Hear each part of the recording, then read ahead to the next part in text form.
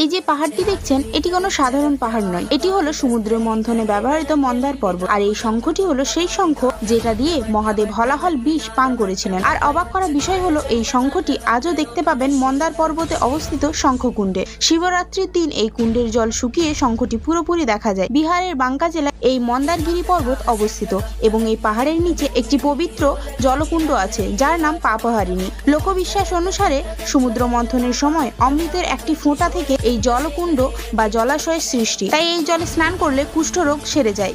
এই পর্বতটি ঘিরে একটা মোটা বড় লাইন দেখতে পাবেন। মনে করা হয় এটি বাসুকী নাগের ছাপ। পুরাণ অনুসারে সমুদ্র মন্থনের সময় বাসুকী নাগের সাহায্যে পর্বতটিকে ঘোরানোর পর এই দাগ থেকে গিয়েছিল। পাহাড়টির নিচ থেকে উপর পর্যন্ত অনেক হিন্দু মন্দির দেখতে পাবেন। এমনকি এই পাহাড়টি জৈন ধর্মের লোকেদের জন্য পবিত্র। পাহাড়ের চূড়ায় একটি শিব মন্দির আছে যেটা শিবরাত্রির দিন এবং মহাবীর জয়ন্তীর দিন এখানে প্রচুর ভক্তদের ভিড় হয়।